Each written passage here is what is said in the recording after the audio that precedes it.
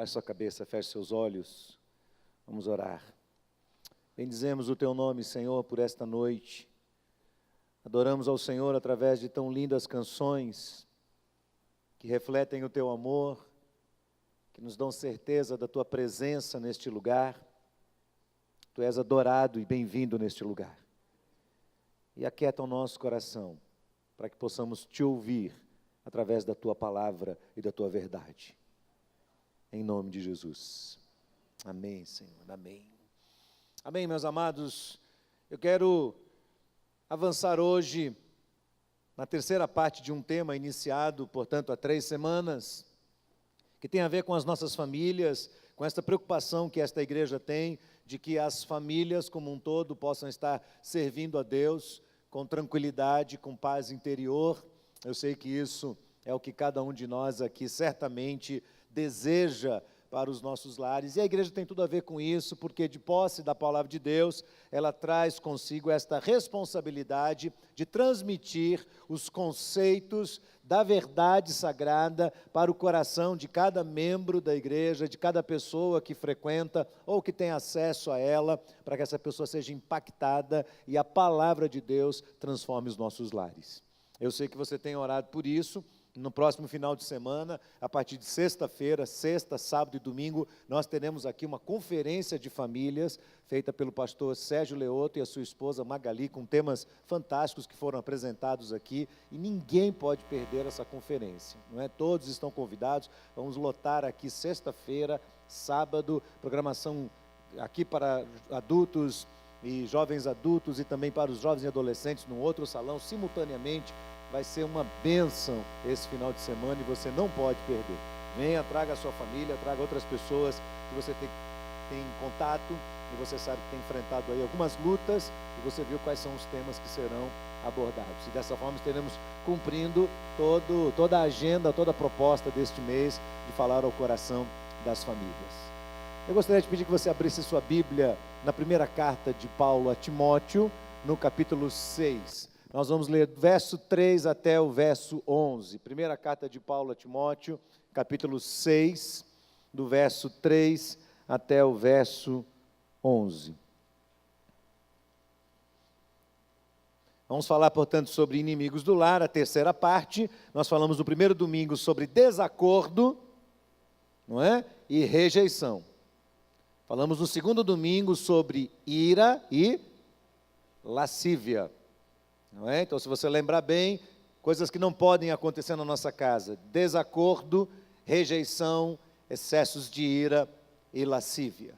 Hoje eu quero falar sobre o último, descontrole. Primeira carta de Paulo a Timóteo, capítulo 6, a partir do verso 6. 1 Timóteo 6, 6. De fato, a piedade com contentamento é uma grande fonte de lucro, pois nada trouxemos para este mundo e dele nada podemos levar. Por isso, tendo o que comer e o que vestir, estejamos com isto satisfeitos, contentes. Os que querem ficar ricos caem em tentação, em armadilhas, em muitos desejos descontrolados e nocivos, que levam os homens a mergulharem na ruína e na destruição. Pois o amor ao dinheiro é a raiz de todos os males.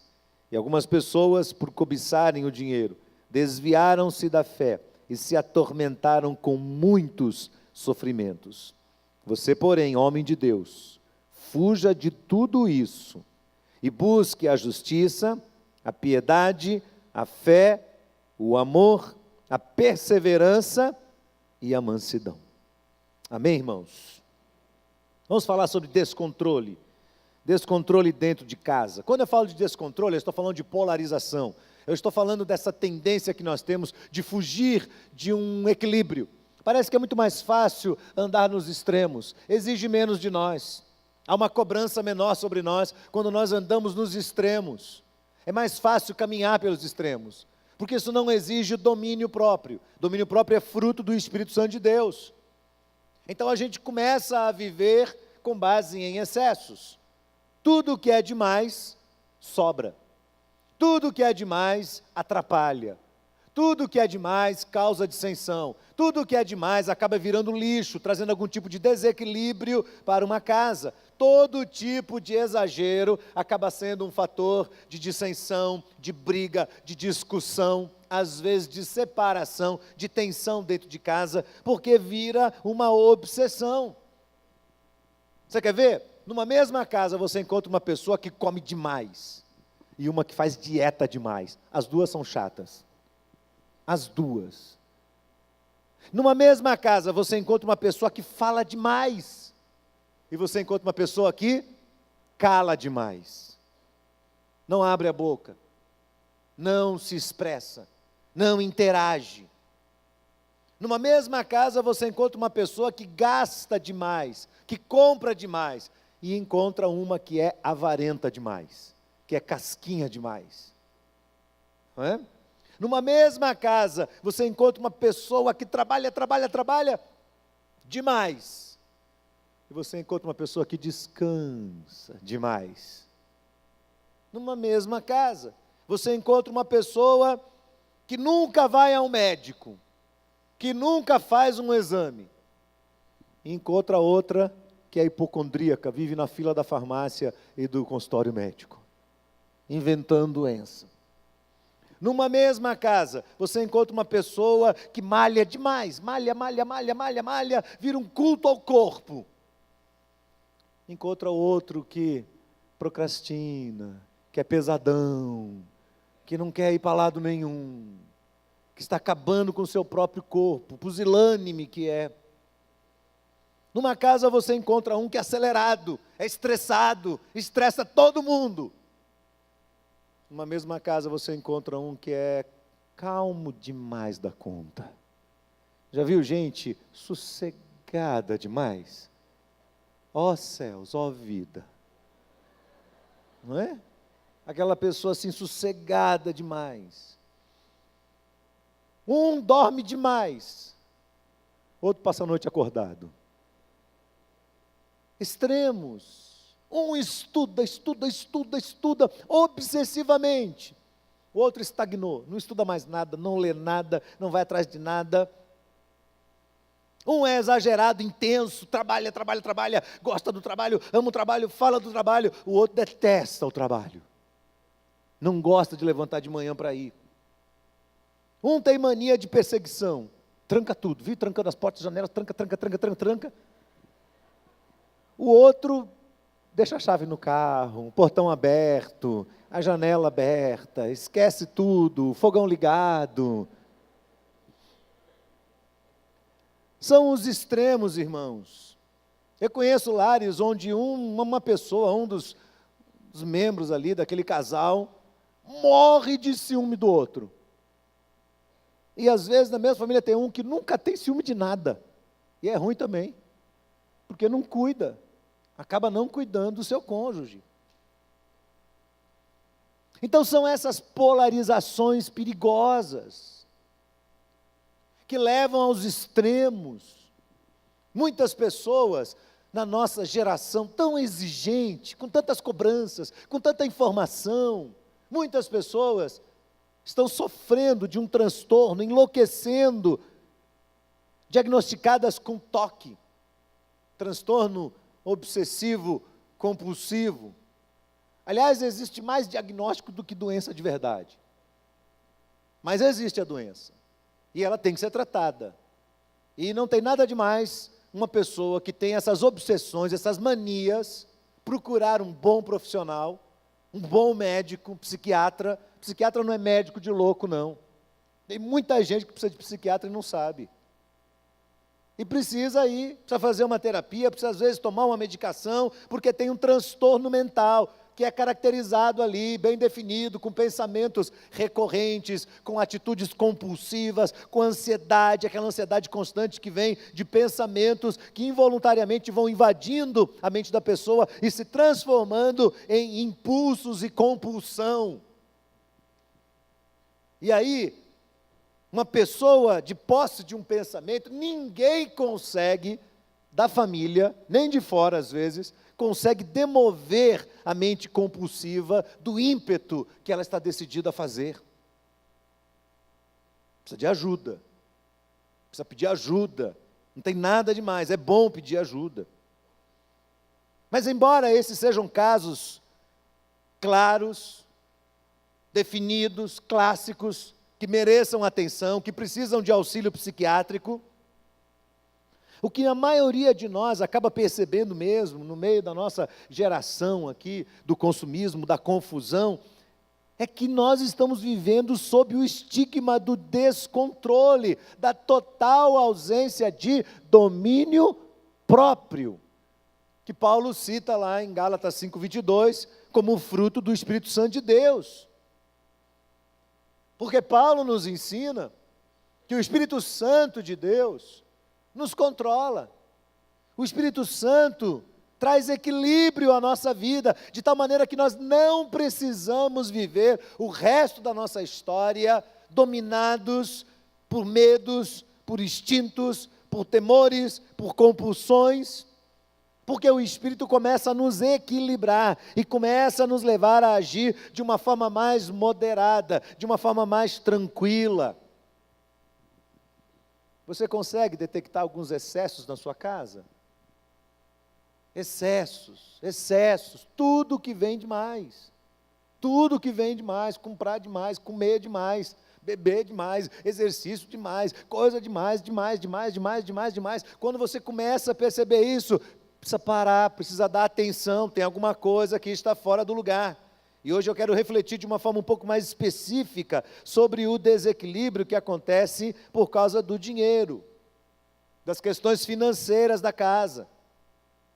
As pessoas estão comprando demais, estão gastando demais, e gastando com coisas que realmente não precisam. O dinheiro traz soluções para a vida, o dinheiro traz conforto, o dinheiro traz facilidades, mas o dinheiro também atrai muitos problemas. E Salomão já dizia isso lá em Provérbios. É melhor você ter pouco do que você ter muito e não ter sono, não conseguir colocar a cabeça no travesseiro e relaxar e descansar. Eu conheço casais que estão sofrendo, enfrentando graves conflitos, porque eles não sabem mais como dominar a questão financeira. Se tornou um monstro no meio da casa, no meio da família, um sinal de transtorno enorme, que ninguém mais consegue controlar. O dinheiro deveria ser a bênção para a sobrevivência, para o provisionamento diário. E ele deveria ser resultado de todo um esforço empreendido na vida profissional. Afinal de contas, você se prepara para isso, você batalha, você estuda muito, você faz cursos, especialização, você se torna o melhor, você enfrenta o mercado de trabalho, que é essa selva perigosa, onde os predadores estão por todos os lados, porque além de ter que trabalhar para sobreviver e cuidar daquilo que é seu, você também precisa acabar atacando os outros, porque se você não atacar, você perde o seu posto de trabalho, alguém vai tomar o seu lugar. Então nós vivemos com aquele medo, alguém vai tomar meu lugar, alguém vai tomar o meu lugar. É este mundo selvagem do capitalismo, onde as pessoas valem aquilo que elas têm no bolso. Quanto tem no seu bolso? É o que você vale. É o que você vale. E se no bolso não tem nada, então não vale nada. É assim que a nossa geração trata as pessoas, de um lado para o outro. As pessoas falam muito sobre realização profissional. E eu tenho aqui questionado esse termo já há um tempo, acho que de uns 5 anos para cá. Eu venho questionando se este termo, realização profissional, corresponde mesmo a uma realidade, ou se é mais um desses enganos, resultado desta criação, da criação do capitalismo, esta ideologia falsificada, inaugurada no século passado, que tem se mostrado cada dia mais irrelevante, irreal e inverídica. Aí eu preciso me realizar profissionalmente. Será que você vai conseguir se realizar mesmo? Ou não? Será que o trabalho vai ser sempre uma fonte de alegria? Ou será que o trabalho vai ser pesado, seja ele onde for, ou o que for? Seja ele uma especialidade extraordinária da ciência, ou seja, a mera mão de obra, o labor diário. Será que o trabalho vai trazer assim contentamento absoluto? Eu conheço pouquíssimas pessoas que estão felizes e ganham pouco. Eu amo meu trabalho, ganho pouquinho, mas estou feliz. Eu não vejo pessoas assim. Não vejo. Vejo as pessoas pesarosas. A maioria, na verdade, tem se sentido frustrada justamente porque elas percebem que a profissão pela qual tanto trabalharam, que gerou nelas tantas expectativas, se empenharam, mas esta profissão não lhes trouxe o retorno financeiro esperado. E aí depois de um tempo, quando a pessoa não tem um retorno, aí sim você vai dizer, não estou realizada no meu trabalho. A grande questão não é a realização, a grande questão é o trabalho. Eu acabo concluindo que, na verdade, o mais importante não é necessariamente a realização, mas se ela traz os benefícios, se ela traz o retorno financeiro, a recompensa financeira almejada. E é por isso que cada vez mais a gente vê advogados trabalhando como recepcionistas, ou você vê dentistas vendendo roupa e cosméticos, e você vê biólogos trabalhando no comércio, ou engenheiros trabalhando em pet shop, e assim por diante. Porque as pessoas precisam de um trabalho, Agora, eu tenho 52 anos, eu vou fazer 53.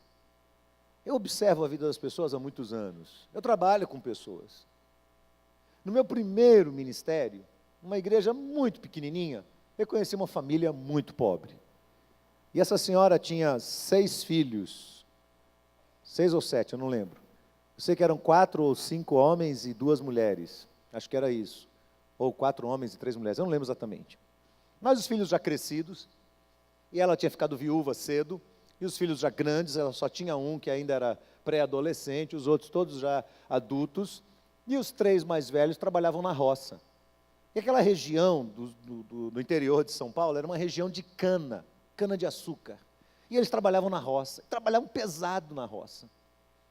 Eu olhava aqueles meninos saírem de manhã, eles pegavam o caminhão dos boias frias, 5:30 da manhã, aquela névoa gelado, mês de julho, gelado, 5 graus, 4 graus, 6 graus, e eles enrolados com aquele pano, pegavam a enxada, o facão, subiam no caminhão e iam para os campos de cana, e queimavam as canas. Você sabe como é, a pessoa fica toda preta de fuligem, fica toda suja, a roupa toda suja, e eles se envolvem naquele monte de roupa, e no frio tudo bem, mas no calor aquilo é horrível, e eles trabalham o dia todo, no meio daquela fumaça toda, e cortam aquela cana, e se ferem, e juntam, e carregam aquilo tudo, e juntam, e os treminhões vêm, e colocam em cima, aquela coisa toda. 5 horas da tarde eles voltavam para casa, cansados, exaustos, totalmente sujos, com aquelas roupas imundas.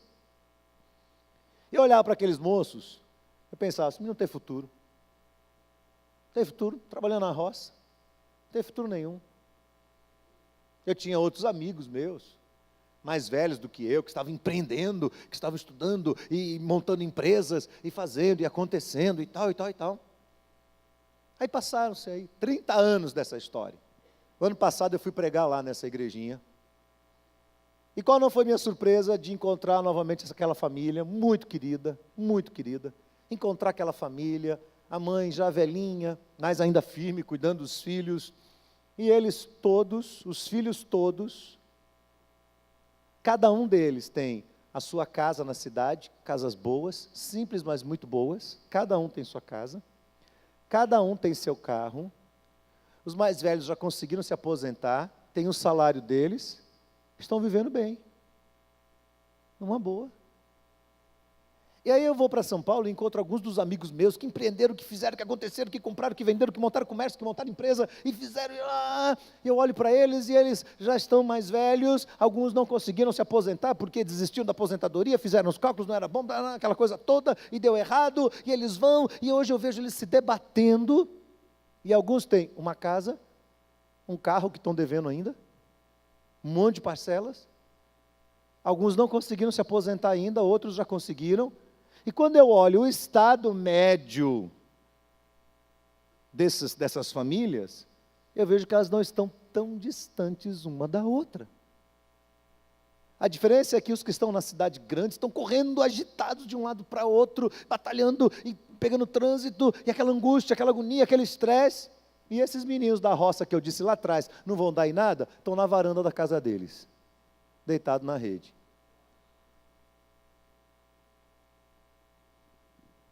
Não te parece estranho isso? Não te parece injusto isso? Não, injusto não pode ser. É fruto do trabalho deles. Que realização pode ter uma pessoa que corta cana?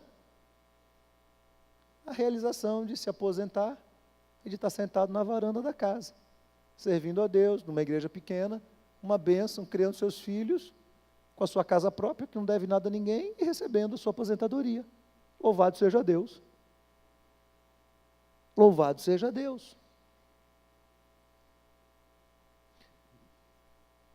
Eu percebo, irmãos, que esta relação das pessoas com dinheiro sempre foi muito tensa, sempre foi problemática. Vários casais se separaram por causa de dinheiro. Várias famílias foram quebradas, arrebentadas, por causa de dinheiro.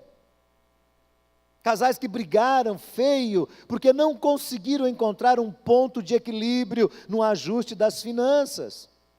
E eles sequer conseguem conversar sobre isso. Já virou assunto proibido na família. Brigam fácil. Isso prejudica a casa, atrapalha, gera divisão, compromete os outros pontos que nós pregamos aqui. Gera divisão, gera falta de unidade, arrebenta com a unidade da casa. Não conseguem ficar juntos, não conseguem conversar. Por quê? Existe uma cisão, uma divisão. Como dizem Amós, andarão dois juntos, se não houver entre eles acordo. Amós 3:3. Como é que podem andar juntos? E quando nós falamos sobre acordo, nós falamos também sobre dinheiro, este assunto tenso. Você vai olhar para o Antigo Testamento e você vai encontrar casos de opressão de povos, de culturas, motivados exatamente pela ganância. As pessoas chegam e falam: pastor, eu não consigo ler o Antigo Testamento porque é sangue para todo lado. Ali está explícito a maldade humana, gerida por essa ganância, a disputa por terras, a disputa por espaço, a disputa por poço de água, por rios, por gado, os assaltos, a conquista das cidades, a escravidão dos mais fracos, tudo isso sempre revelou esse estado de ganância, de inveja, tão comum nos nossos dias. Por isso a Bíblia continua sendo um livro atual. E este desejo que o homem tem de ter mais do que precisa, mais do que lhe é conveniente, esta luta interior de que ele tem que ter mais, tem que ter mais, tem que ter mais, tem que ter mais. Assim é, irmãos, que aquilo que deveria existir como bênção de Deus, o salário, a simples provisão do Deus do céu para as nossas necessidades, acaba se tornando num motivo de conflito, instrumento de rivalidade. O Gênesis mostra isso. Você lembra que naquela época as famílias eram patriarcais, elas cresciam como clãs, crescia todo mundo junto, os pais com os filhos, com os netos, com os bisnetos, cresciam agrupados uns aos outros. E Abraão tem um irmão dele chamado Naor, e um filho de Naor chama Ló. E Ló é muito próximo de Abraão, é o tio dele. E Abraão, Deus o abençoa, e Deus o faz prosperar, e Abraão se torna cada vez mais rico, e Ló está colado com Abraão, então está colado com o homem de Deus, e vai sendo abençoado também. E começa a crescer, e começa a ter gado, e começa a ter o seu próprio recurso, e vê as suas finanças aumentando. Mas chega um momento que essa relação começa a ficar tensa. E diz o texto que os pastores do gado de Abrão começam a brigar com os pastores do gado de Ló. Estão disputando terra, estão disputando pasto. E Abraão chega para Ló e diz assim: olha, não vamos deixar esse negócio chegar entre nós. Não vamos deixar isso gerar uma divisão entre eu e você, porque você é meu parente. Eu amo você como um filho. Então não vamos deixar isso nos dividir. Vamos fazer o seguinte: Abraão sobe no morro e mostra as campinas do Jordão e mostra o outro lado, que é a parte que vai para o deserto. Ele diz assim: ó, tem aqui essa terra toda. Olha para lá e olha para cá, escolhe. Se você escolher a direita, eu vou para a esquerda. Se você escolher a esquerda, eu vou para a direita. E Ló, quando olha e vê as campinas do Jordão verdinhas, o olho dele, ó, fica grandão assim. Mal educado que é, escolhe o melhor lugar. Não é? Se fosse dado a você, provavelmente você também ia escolher. Você também ia dizer: eu vou lá para o lado do deserto, ter que cavar poço para tentar achar água, numa agonia, não ter terra o suficiente, não ter mato o suficiente, capim suficiente para cuidar desse gado todo? Eu não. Eu vou para o lado mais fácil. E Ló toma a decisão, e Abraão honra a palavra dele e diz: beleza, vai embora. Só que a Bíblia diz que as campinas do Jordão estão próximas de duas cidades que foram amaldiçoadas por Deus. Qual era o nome? Sodoma e Gomorra. E Ló não tinha maturidade para morar perto de Sodoma e Gomorra. Nem ele, nem a família toda. Não tinha. Cuidado quando você muda de lugar. E ele vai, se achando. E quando chega lá, se envolve com o estilo de vida daquele povo. As filhas dele começam a viver de conformidade com os costumes daquela cidade. E começam a fazer besteiras. E Ló se embebeda. E essas meninas se deitam com o próprio pai. Isso gera uma confusão enorme. E você sabe o resultado que veio sobre a vida de Ló. Uma decisão errada, motivada por olho grande. Por querer ter mais do que lhe havia sido designado por Deus. Eu tenho certeza que Ló errou nessa decisão. Porque se ele tivesse ido para o deserto, Deus ia sustentá-lo. Deus ia sustentá-lo lá. Porque ele estava debaixo da bênção de Abraão. Ele estava debaixo da bênção do pai da fé. E ele não vai para lá, ele vai para cá. Abraão tinha maturidade para morar perto de Sodoma e Gomorra. Abraão tinha firmeza em Deus suficiente para não se deixar contaminar. Ló não tinha. Ló não conseguiria. Em muitos casamentos, maridos e mulheres estão tomando decisões erradas. Filhos tomam decisões erradas, sem a bênção dos pais. Em muitos desses casamentos, maridos e mulheres disputam um com o outro, sem uma compreensão clara do que é ser uma só carne, que isso significa também ser uma só carne na vida financeira, abrange a vida financeira. E pior, há um estado de frustração tão intenso, há um descontentamento tão grande, jamais visto antes na história, no coração das pessoas. E na minha percepção, isso acontece por dois fatores hoje, aqui, nos nossos dias.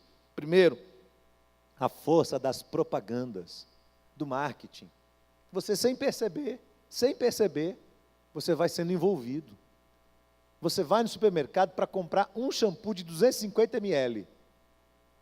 Só que lá no supermercado, você não sabe disso, mas as gôndolas são arrumadas numa proposta que vai construindo um pensamento de necessidade. Você precisa. E você vai comprar um shampoozinho e sai de lá com 2 carrinhos. Lotado de coisa que você não precisava. Mas você vai passando pelas gôndolas e aquilo ali foi cuidadosamente ensaiado, estudado, pesquisado. Rigorosa pesquisa. Para saber o que é que aumenta o olho das pessoas. Conversava com um amigo que disse para mim que até as cores são usadas. Em praça de alimentação dos shoppings, eles usam as cores certas, cores que despertam fome. O marrom, o verde. Que eu saiba, é gado que quando vê coisa verde fica com fome, né? Mas nós, seres humanos, também. Agora eu ando assim nas praças de alimentação. Eu ando olhando assim para todos os lados, ver que cor estão sendo usadas. É a força do marketing, da propaganda, que direta ou indiretamente vão afetando o pensamento, vão construindo uma visão de necessidade e uma culpa se você não tem aquele produto. Olha aí, você ainda não tem. Olha só. E vão construindo expectativas, e vão despertando a ambição, e vão gerando ansiedade por coisas desnecessárias, que se tornam na nossa vida em objetivos. E depois sobram. São elefantes brancos. Quanta coisa tem na casa da gente, quanta coisa que a gente não precisa. É verdade ou não é? Quanta coisa tem lá. Ah, se alguém fosse abrir aquelas gavetas e aquele guarda-roupa. Quanta coisa desnecessária. Segundo, as redes sociais, que vão se transformando numa passarela, num desfile, uma vitrine de promoção do eu. Eu fico aqui me perguntando, meu Deus, qual a relevância das pessoas postarem na internet tudo o que elas têm ou tudo o que elas fazem? O que há por trás disso? Um desejo de promover o eu bem-sucedido diante dos outros. Isso vai despertando inevitavelmente inveja. E aí, o camarada que não viaja, o que não comprou aquele produto, ou que não encontrou um parceiro, olha para aquilo tudo e fala, meu Deus, a minha vida é horrorosa, a minha vida é péssima, a minha vida é uma porcaria, porque olha aí, ó, o meu colega conseguiu viajar, eu não viajo. Eu vou ao máximo aqui para o Iguatemi e volto para casa. Mas olha o meu amigo, e aí o cara que tirou a foto lá do outro lado, duro para chuchu, fez uma viagem aqui, ó, mas foi.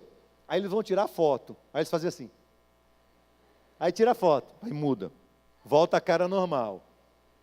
Só que quando aparece na internet, aparece a foto assim. Aí você olha e fala assim, eles estão felizes. Está nada. Volta da viagem devendo até os tubos. Mas ele tirou a foto feliz. E as pessoas olham e ficam invejando aquilo e vão falando, está vendo? A minha vida está acabando. Minha vida está passando. Eu olho, olha aí, os meus amigos estão viajando, estão fazendo, estão acontecendo. Você está percebendo o que está acontecendo? Você está percebendo? São os mecanismos usados hoje para poder gerar esse descontentamento na alma. É por isso, irmãos, que Jesus nos alertou tanto em relação às riquezas e o que elas podem produzir dentro de nós. E aí ele diz lá em Mateus 6,19, não ajunteis tesouro na terra, onde a ferrugem corrói, onde os ladrões minam e roubam, mas ajuntai tesouros no céu, onde os ladrões não minam, não roubam, onde a ferrugem não corrói, porque onde estiver o teu tesouro, ali estará o teu coração. Parece haver em Jesus uma preocupação séria com essa questão. E aí Jesus ensinava sobre isso o tempo todo. Ele ensinava, ele não se constrangia em tocar neste assunto, ao contrário, ele falava sobre essa questão o tempo todo, porque ele, como Deus, sabe muito bem que o dinheiro, que os bens, que as coisas que nós queremos ter, se transformam em Deus na nossa vida, e Jesus chama isso de mamon. Não podeis servir a dois senhores. Porque ou você vai agradar um e desprezar o outro, ou vai desprezar esse e agradar aquele. Não podeis servir a Deus e a mamon. Não podeis servir a Deus e as riquezas. E aí, eu sei que você está com o seu texto aberto, você não fechou sua Bíblia, porque você é uma pessoa diligente, não é? Muito preocupado em ouvir o que Deus tem a dizer ao seu coração, por isso você não fechou sua Bíblia. E eu quero destacar para você aqui, ó, os alertas de Paulo para nós, dentro desse texto. 1 Timóteo 6, de 6 em diante. Olha só as declarações que Paulo faz e que tiram o nosso fôlego. Primeiro, ele diz, a piedade, presta atenção, a piedade. O que é piedade, pastor? Piedade é uma vida santa, é uma vida honesta, é uma vida pacata, é uma vida simples, é uma vida humilde, permeada de temor ao Deus do céu. Isso é piedade. Uma vida santificada. Então, a primeira declaração dele é que a piedade, e não o dinheiro, é fonte de lucro. A piedade é fonte de lucro, e não o dinheiro. Segundo, ele diz que a piedade tem que vir somada com o quê? A piedade com contentamento. Contentamento. O que é contentamento, meu querido? Contentamento é alegria e gratidão por aquilo que você tem, por aquilo que você é, e não por aquilo que você não tem e aquilo que você não é. Isso é contentamento. Então ele diz que a piedade e o contentamento juntos, associados, esses dois, e não o dinheiro, são fonte de lucro. Mas eu pensei que a fonte de lucro seria investir na bolsa de valores, seria comprar barras de ouro, seria investir em dólares. Ele diz, não, é a vida piedosa associada ao contentamento. E isso sim, é fonte de lucro, é um novo valor que tem que nascer dentro de nós. Terceira declaração dele, que tira o nosso fôlego: não levaremos deste mundo absolutamente nada.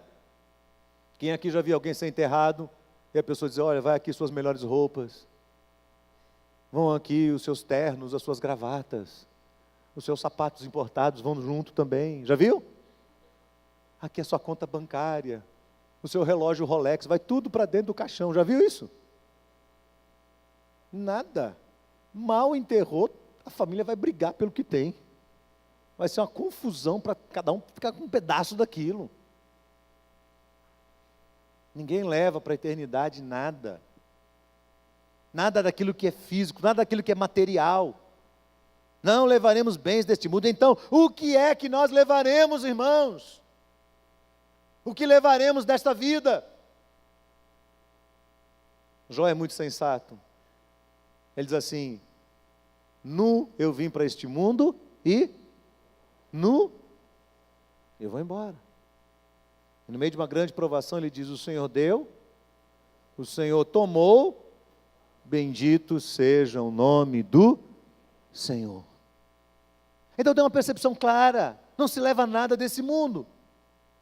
Quarta declaração dele, o sustento e a vestimenta são coisas essenciais, necessárias. Mas o sustento cotidiano, a vestimenta é necessária para a vida. Um amigo meu chegou para mim e disse, pastor, ele é pastor também, disse, rapaz, eu fui procurado aqui por um casal que está brigando muito, e o problema da briga deles é que a mulher gasta dinheiro demais com sapato. E a mulher confessou ao pastor que ela tem 74 sandálias, 74 pares de sandálias. Eu disse, pronto, está aí um caso típico que apoia a teoria do evolucionismo. A mulher está evoluindo de mulher para centopeia. Não é? 74 pares de sandália. Para que isso? E ela queria comprar mais. A Bíblia diz que você tem o sustento e o que vestir. Tá bom. Tá bom. Fique querendo mais do que isso. Quinta declaração estrondosa dele: querer ser rico envereda o homem na ruína e na perdição. Olha o texto aí. Porque os que querem ficar ricos, verso 9, caem em tentação, em laços, em armadilhas, que submergem os homens na ruína e na destruição. Mas eu achei que a ambição era uma coisa necessária à vida, que a gente precisa da ambição, porque ela é a mola propulsora do sucesso. Não é verdade isso. Não é verdade. Poucas pessoas na vida alcançam aquele nível, poucas.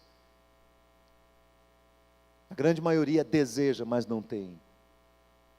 E agora Paulo vem e confronta esse desejo. Ele diz, o querer ser, o desejar ser, envereda o homem no caminho da ruína e da perdição. Por quê? Sexta declaração estrondosa: o amor ao dinheiro é a raiz de todos os males. O amor ao dinheiro é a base de tudo aquilo que é ruim. E o que é pior, a sétima declaração dele, que o amor ao dinheiro desvia o homem da sua fé. Nessa cobiça, alguns se desviaram da fé. E oitava declaração, atormentaram a si mesmos. No seu texto aí provavelmente diz, traspassaram-se a si mesmos com muitas dores. Você vê uma espada assim, o camarada pega a espada bem afiada e ele mesmo finca nele e sai aqui nas costas. Dinheiro. O dinheiro atormenta, perturba, desestabiliza, gera problema, gera confusão, perturbação, angústia. São declarações de Paulo.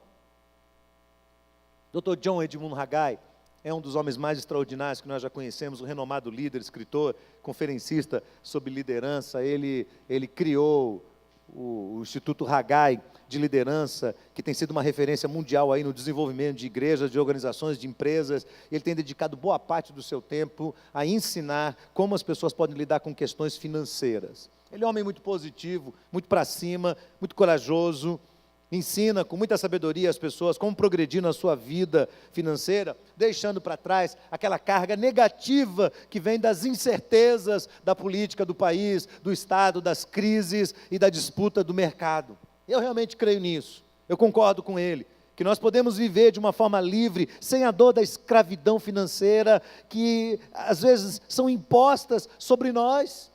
Nós não temos que ser escravos. Para o Dr. Haggai, as pessoas de sucesso tomam uma decisão de viver uma vida financeira vitoriosa. Não fazem isso com base nas evidências externas, mas tomam decisões dentro do coração. Dentro do coração. Eu digo isso com muita frequência. Não adianta eu ficar pregando a noite inteira aqui, gastar todos os meus argumentos, falar, e você está aí sentado pensando assim, quando eu chegar em casa, minha mulher vai falar para mim, está vendo o que o pastor falou? E aí ele está com tanta raiva da mulher, que ele fica com raiva do pastor também. E aí de raiva que ele está com o pastor, ele fala assim, pois eu não vou fazer o que o pastor está falando, eu não vou fazer. E ele vai continuar vivendo o resto da vida dele escravo dos gastos desnecessários, da falta de discernimento, e vai continuar até o fim da vida, ao menos que aqui hoje você diga, Deus, é comigo que o teu Espírito está falando, eu tenho que mudar. Eu tenho que mudar, não é mais admissível que eu continue do jeito que estou, eu tenho que mudar. São decisões pessoais, as decisões mais importantes da vida são aquelas que acontecem dentro da sua alma, e depois se desdobram em decisões externas. Se você decidir dentro de você, mudar, então você pode realmente ser uma pessoa muito mais vitoriosa na sua vida financeira. Não vai mais continuar sendo vítima da crise financeira, das inseguranças, do desemprego, do pessimismo gerado pela decadência moral, política, social, ética do país. Então o Dr. Haggai ensina 3 elementos essenciais para a vitória financeira. A primeira delas, de todas, a primeira, que uma pessoa, se estiver aqui me ouvindo, ou pelas câmeras, ou aqui dentro, não vai entender, é o seguinte, é confiança em Deus. Eu estou dizendo isso porque, enquanto você não entrega a sua alma na mão de Cristo, você não aprende o que é viver pela fé, o que é confiança em Deus. Você não aprende. Mas as pessoas que estão vivendo em confiança, que já entregaram a Deus o seu coração, que começaram a caminhar com Deus e conhecer o caráter de Deus, essas pessoas vão discernir aqui e agora, nesse momento, que confiança é a certeza da presença de Deus em todas as áreas da vida, é uma convicção do engajamento, do comprometimento de Deus conosco, é uma convicção inabalável de que Deus está cuidando dos menores detalhes da nossa vida. E Deus não nos criou, meus irmãos, para viver mendigando, para vivermos ansiosos, vitimados por ansiedade financeira. Não, Deus sabe muito bem quais são as nossas necessidades, e Jesus nos exortou a buscar em primeiro lugar o quê? O reino de Deus, e a sua justiça, e as demais coisas nos seriam acrescentadas. Que coisas são essas? O essencial, o comer, o vestir, morar numa casa tranquilo, o ter sono, ter sossego para colocar a cabeça no travesseiro e dormir a noite inteira sem perturbação. É por isso que Hebreus 13, verso 5, nos exorta da seguinte maneira: contentai-vos com o que tendes, porque ele disse, não te deixarei e não te desampararei. Com ousadia, pois, podemos dizer, o Senhor é o meu refúgio, não temerei o que me possa fazer o homem. Confiança, repete comigo, confiança. Confiança, você não vence se não for por confiança na presença desse Deus. Isso começa numa relação pessoal com Jesus. Se você está me ouvindo aqui hoje, pensando aí, avaliando minha palavra, por favor, avalie minha palavra na perspectiva de você entregar sua vida a Cristo, senão não adianta. Não tente confiar em Deus sem que primeiro você se renda a Jesus. Não adianta, você vai continuar caminhando no escuro. Tem que se render a Cristo, porque só Jesus é o caminho, a verdade e a vida. Ninguém vem ao Pai senão por Jesus. Ninguém. Você tem que vir humilhado aos pés de Cristo, se derramar aos pés de Cristo, dizer, eu preciso do Senhor, para que Ele estenda diante de você o novo e vivo caminho que conduz à salvação. Mas se você conhece esse Deus, aprenda a confiar neste Deus. Segundo, ele diz que é necessário ter organização. Primeiro, confiança. Segundo, organização. E Jesus fala sobre isso lá em Lucas capítulo 14, quando o homem vai construir uma torre, e ele para pelo meio do caminho porque acabaram os recursos. E na percepção de Jesus, o que aconteceu ali foi que faltaram recursos porque ele não soube se planejar, se organizar. Ele não soube fazer um orçamento. Eu olho para as famílias e vejo muitas famílias sofrendo porque não fazem um orçamento. Não sentam juntas em unidade, não sentam ao redor de uma mesa e pegam as contas uma a uma e elaboram um orçamento. Qualquer pessoa, até uma pessoa que não foi alfabetizada, sabe sentar e fazer um orçamento. O que é que nós temos para pagar e o que é que nós vamos receber? Vamos colocar aqui no papel, vamos ajustar estas contas aqui dentro, vamos apertar tudo aqui dentro, para que não falte. Um orçamento simples, prático, inteligente, que ajuda você a pensar como você aumenta a receita, mas sem se matar. E como é que você diminui os gastos, adequando o que você tem para pagar aos rendimentos, gastando no máximo, 90%. No máximo, fazendo o seu orçamento dentro dos 90%, elaborando este orçamento e tendo dentro dele um provisionamento para os momentos de crise e obedecendo. Qual é o primeiro? Confiança. Qual é o segundo? Organização. Não adianta você vir e falar, Deus, eu confio no Senhor, se você é um gastão, se você joga tudo pelo lixo, se você não senta e não faz conta, se você não acomoda os seus gastos dentro da sua receita, se você tem olho grande demais, se você come fora, se você gasta com um monte de coisa desnecessária, sabendo que você não tem, se você usa cartão de crédito para poder pagar a despesa do dia a dia, me desculpe, é uma grande insensatez. Uma grande insensatez. Falta um orçamento. Terceiro e último, ele diz perseverança. Qual é o primeiro? Confiança. Qual é o segundo? Organização. Qual é o terceiro? Perseverança. É uma das mais desejáveis características do cristianismo. Porque uma vez tomadas resoluções, debaixo de uma firme convicção da bênção de Deus, da provisão de Deus, então vamos trabalhar com alegria, trabalhar com persistência, com obediência ao orçamento e ao plano elaborado. Então quando você levantar de manhã, não levanta assim, ai meu Deus, hoje é segunda-feira, tem que ir para aquela empresa de novo, aguentar aquele patrão de novo, ai os problemas da empresa, ó céus, ó vida, ó azar.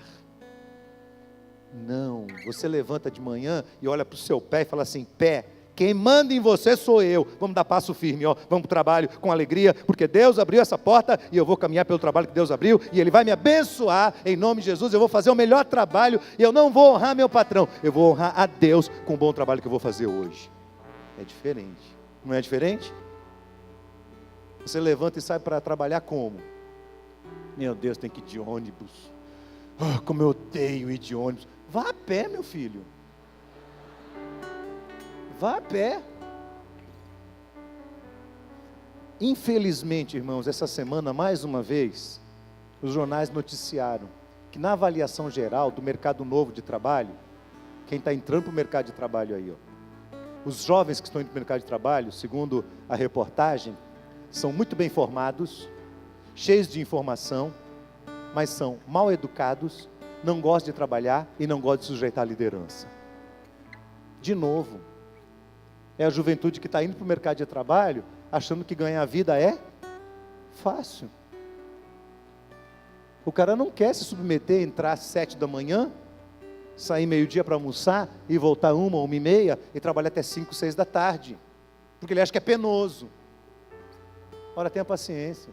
Como é que você acha que o mundo chegou onde nós chegamos? Fazer assim, e as coisas vêm à tona? Não, não é assim. É trabalho, é persistência, é garra, é coragem. Para valer. Nós vamos precisar de persistência, irmãos, para lutar contra os pecados financeiros. Já confessou pecados financeiros? Dívida que você prescreve. Gente que você não paga. Orçamento que você não obedece. Trabalho estressante, sem descanso, sem o sabático, sem o feriado, sem um sábado, sem umas férias. A falta de qualidade de tempo para os filhos, para os cônjuges. O casal vai para a cama de tão exausto, cai na cama, parece que morreu os dois. Não tem alegria na vida íntima. Não tem alegria. Um olha para o outro e fala, oh, hoje não. De tão cansados que estão. Essa é uma área da vida que precisa de atenção. Outro pecado, não viver de forma compatível com os rendimentos da casa. Não ter unidade nos gastos da casa. A mulher está em casa, o marido chega com o carro novo. O que é isso? Comprei. Como assim? O dinheiro é meu, eu faço com o meu dinheiro o que eu quero. Ei, como é que você espera que Deus abençoe sua casa? Se você vai, gasta no cartão de crédito, pendura, compra as coisas, volta para casa e diz para o seu cônjuge, comprei. E o pega de surpresa. Vocês estão pecando contra Deus. Estão pecando contra Deus. Outro pecado é a falta de generosidade. O problema é que quem vive tão enrolado financeiramente, não tem a alegria de saber o que é trabalhar com as próprias mãos, para que tenha com que acudir o necessitado, como Paulo diz em Efésios. Você nunca ajuda ninguém, nunca abençoa ninguém, nunca socorre ninguém, nunca manda um dinheiro para ninguém, nunca ajuda. Você está sempre pedindo ajuda, mas você nunca ajuda ninguém. Por quê? Não é generoso. Outro pecado, a impaciência. Não saber esperar o tempo certo. Eu olho para aquela família lá da cidade que eu morei e falo, poxa, os meninos foram diligentes. Eu julguei eles muito mal naquela época, dizendo não vão dar em nada. Eu vejo eles bem. Eu vejo os filhos deles sendo criados, estudando agora em escolas boas. Não são as melhores, mas são boas. Melhorando o nível da família. Cada um na sua casa, vivendo sua vida em paz, servindo a Deus e a mão do Todo-Poderoso sobre eles. Eu que estava errado lá atrás. Eu que estava errado. É a turma que está entrando hoje no mercado de trabalho, querendo resultado imediato. Impaciência absoluta, ninguém consegue nada com impaciência. Nada, absolutamente nada. Bom, meus irmãos, eu estou aqui encerrando essa pequena série de mensagens. Eu não sei o que você absorveu de tudo que foi falado aqui durante esses dias. Nós podemos potencializar os conflitos em casa ou podemos diminuí-los. E para vencer esses conflitos e esses inimigos, nós temos que reconhecer onde nós estamos errando e tratar os nossos pecados com perseverança, com seriedade, mudar o nosso comportamento. Há um cântico muito bonito, a equipe de louvor vai cantar com a gente aqui. E é um cântico que eu aprendi quando era garoto, e muitos aqui conhecem. E ele nos ajuda a pensar, a lembrar que a nossa pátria está nos céus, de onde aguardamos o Salvador. O nosso tesouro não está aqui, o nosso tesouro está na presença de Deus. Eu falei esses dias sobre desacordo, sobre rejeição, sobre ira, sobre sensualidade ou lascívia e sobre descontrole. Me responde, você me ouviu pregar esse tempo? Deus tratou a sua alma em alguma coisa ou não? Você me ouviu e fez ouvido de mercador, entrou para um lado e saiu pelo outro? Você foi rever as anotações? Eu achei muito bonito na segunda semana que eu estava pregando, eu saí daqui da igreja e quando estava indo para casa, o meu filho não estava aqui, estava viajando, e ele mandou um zap para mim com a mensagem toda escrita, frases inteiras do que eu preguei. Eu disse, quem te mandou isso? Ele falou que foi um jovem aqui da igreja, sentado aí. anotando parte por parte, texto por texto, frase por frase, para pensar sobre isso depois, para ruminar depois, para aprender, para crescer e para ser abençoado por Deus. O que é que você faz com a palavra semeada no seu coração? Você abraça ela e fala: Deus, é comigo, aguenta aqui, ó, vai frutificar em nome de Jesus. Vou mudar, Senhor, vou mudar. Ou você sai daqui e vai brigar no trânsito, e vai para casa, e vai assistir televisão e esquece tudo. E domingo que vem a gente se vê, se Deus quiser. Como é? Vamos cantar? Quem conhece vai cantar junto com a gente aqui, e nós vamos já encerrando o nosso culto. Lá está o meu tesouro, onde não há choro. Vamos lá? Lá está o meu tesouro.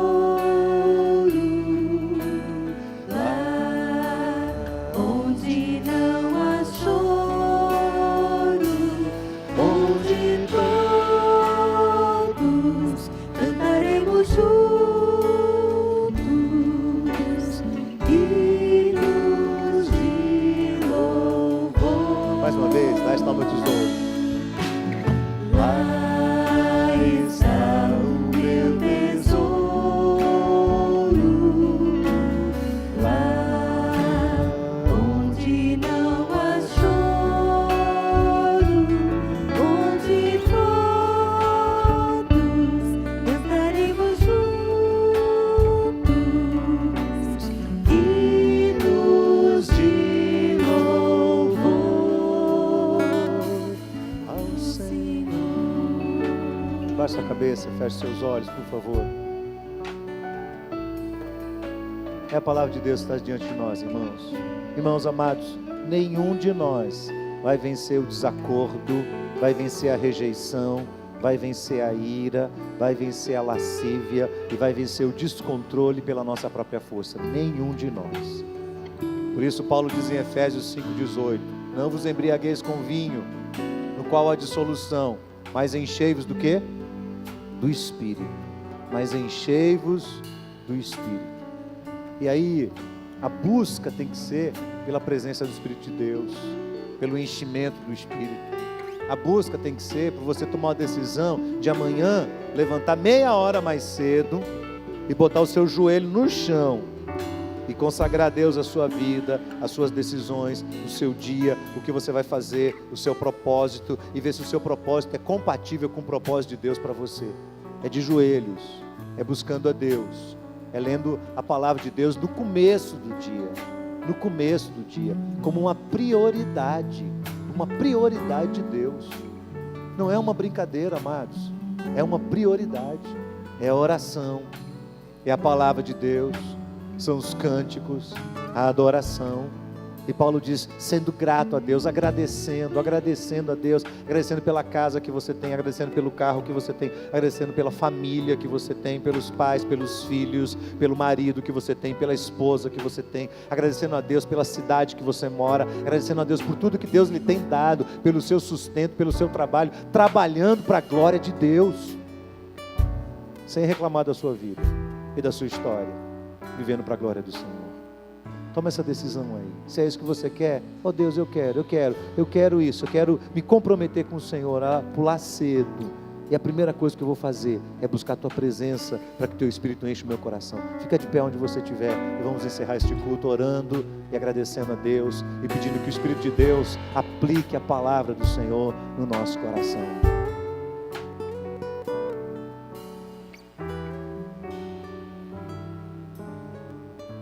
Obrigado, Senhor Deus e Pai, por esta noite. Obrigado pela Tua palavra, Senhor. Senhor, o Senhor tem nos ensinado por meio da Tua palavra, tem nos exortado, tem nos chamado à consciência. A Tua palavra é um guia, é um trilho que nos envereda por um caminho reto de salvação, de bênção, de provisão, de cuidado do Pai Celestial sobre a nossa vida e a nossa história. E, Senhor, se temos andado por um caminho diferente, a culpa não é do Senhor, é nossa. E nós a confessamos hoje na presença do Senhor. E pedimos ao Senhor que o nosso coração aprenda a confiar no Senhor, a depender do Senhor, a buscar o Teu reino em primeiro lugar, a termos a nossa vida organizada, em ordem, com compromissos colocados em ordem, a nossa história colocada em ordem, dando a César o que é de César, pagando as nossas dívidas, não devendo a ninguém, não dando calote em ninguém, não enganando ninguém, preferindo abrir mão de ter coisas e viver uma vida simples do que ter que passar por cima de qualquer pessoa para conseguir qualquer coisa. Não nos permita fazer isso em nome de Jesus.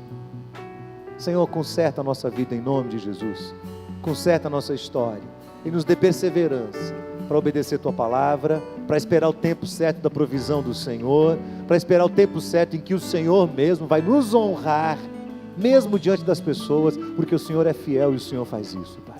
Que nós saibamos esperar no Senhor e confiar de todo o nosso coração. Abençoa o teu povo, Senhor. Consagramos nosso coração ao Senhor. Nós pedimos ao Senhor que o Senhor nos ajude a buscar a tua face, a tua presença e sermos cheios do teu Espírito Santo, a levantarmos de manhã, dobrarmos os nossos joelhos, clamarmos pela tua presença, clamarmos pela ação do Senhor sobre a nossa vida, a nossa história, blindarmos o nosso lar, protegermos o nosso lar com a presença de Cristo Jesus. Abençoa, Senhor, o teu povo que aqui está, que o teu amor, a graça preciosa de Jesus e a consolação do Espírito Santo de Deus esteja com todos, sobre todos, para a glória do Senhor, em nome de Jesus. Amém.